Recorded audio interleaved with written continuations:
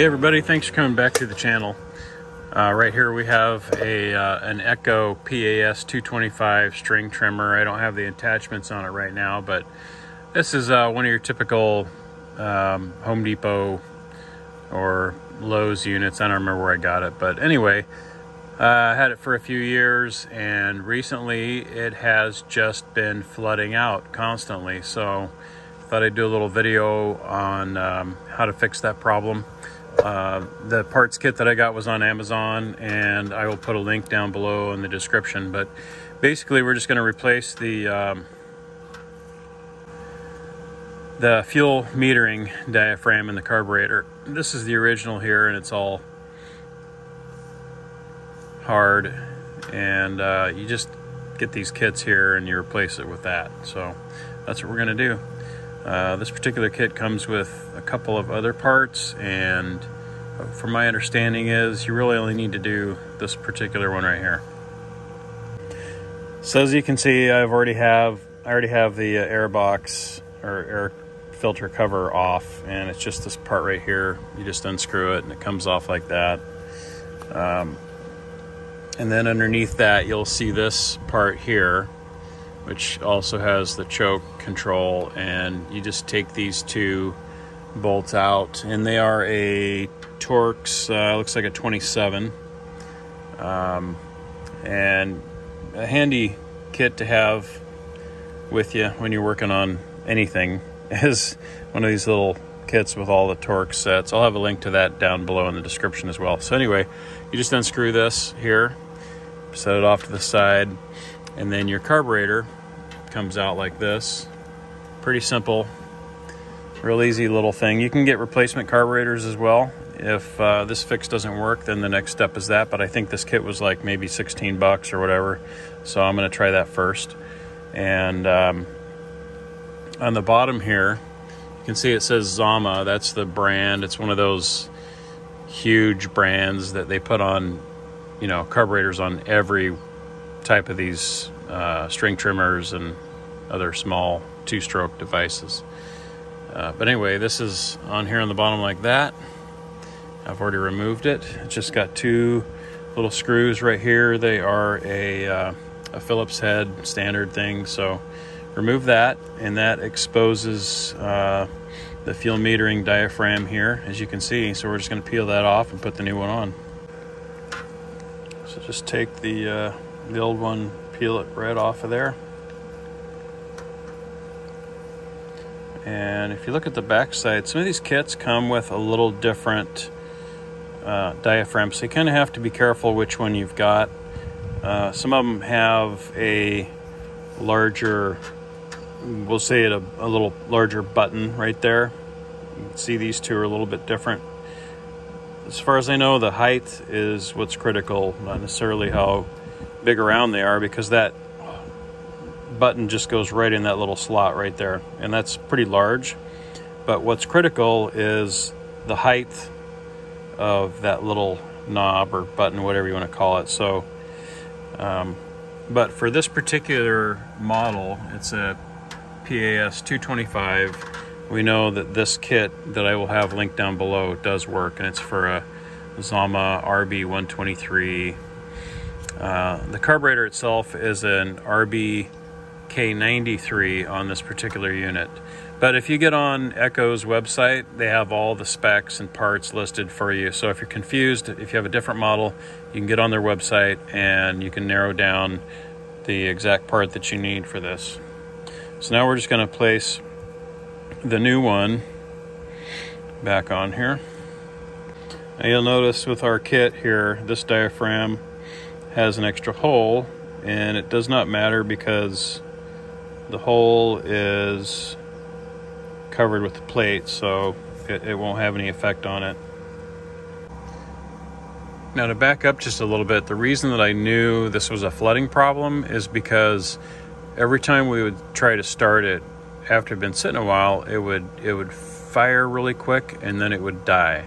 But really the telltale sign was there was fuel. After you would try to start it, you do your normal priming, normal choke, depending on the temperature, but there would be fuel overflowing And so we knew that it was getting too much fuel, and then this metering valve here was just letting all the fuel flow through rather than being springy and regulating what it's supposed to be doing. So here we've got the diaphragm back in place, and you can kind of see the old one has this gasket on here, which is kind of solidified onto the diaphragm. We'll put our replacement gasket on. Nope, it's backwards there. Like so. And then we're going to put the whole thing back up here on the carb. There's the orientation. You've got your notch down here, and then your two Phillips head screws here and here. And you can see we've got our gasket nearest the carb, the diaphragm on the bottom base plate there. And now we're just going to tighten everything down. I do apologize for the noise. Got Bitcoin miners running in the background here. Not profitable right now, but anyway, please also subscribe. It does help my channel. I don't have enough subscribers yet. Following the links below for the kit and any other parts will help my channel, so I can keep funding it to make these videos and pay for parts and buy new stuff to review. All right, so we've got left over here are some other carb parts for doing full, rebuild. Very basic stuff here. I'm not going to bother with those. First, I'm going to make sure this thing runs with just that diaphragm replacement, which it should. You've got some other gaskets here, but I'm not a big fan of throwing a bunch of parts at things. I like to go step by step, so that way you're not messing something else up and then wondering what you did wrong or what else is broken. So we're going to go ahead and button it back up and try to fire it up and see how it runs. So just take your air cleaner mount here and thread the bolts through, and then place the carburetor right back where it was. Sorry about the angle. I don't have my tripod set up today, but I'll show you. All right, so we got our T27 head, putting these bolts back in, threading them back in.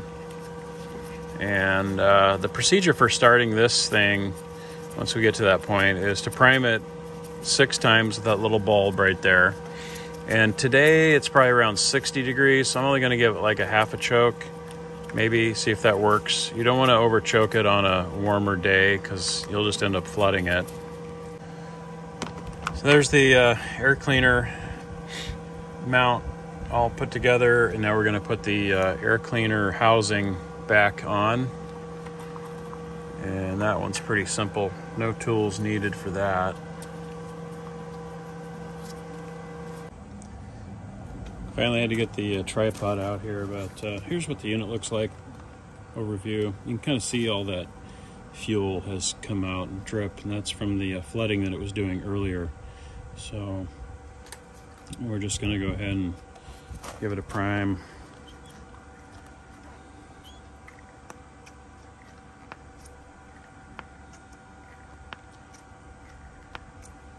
Should be good. And then about a half a choke. We'll try that first. Turn the button on. Make sure you have the switch on. That's something people do. I just like to give it one throttle bump.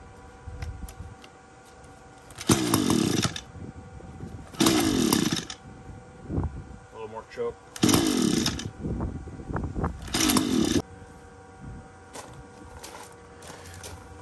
Alright, so I'm going to save you a little frustration here. When you get it put back together and you're going to start it for the first time, it could still be wet inside the piston, the cylinder. So you want to crank this thing before you prime it. In fact, what you might want to do, if you can't get it going the first time, it might still be too wet, spark plug, you need to check the spark plug, make sure it's dry. And then before you prime this thing, take the air cleaner off, crank it a bunch with while you're holding the throttle open to dry it out inside. And if you still don't get success with that, drain all the fuel out of the carb, dry it out like I just said, and then don't prime it, but shoot a little tiny bit of starting fluid in there while you hold the throttle open and crank it, but don't let it run, because it needs that mixed gas and oil to lubricate the piston, and you can damage the motor if you run it without the lubricated mix.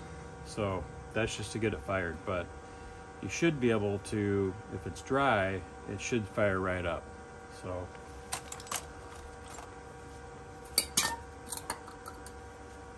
now I'm going to have faith that just doing the regular prime, and I've primed it a little less, only 4 times versus 6, and I'm not going to use the choke because I want to avoid flooding as much as possible. And so I'm going to turn the switch on. I'm not going to even get any gas right now. We're just going to see what happens.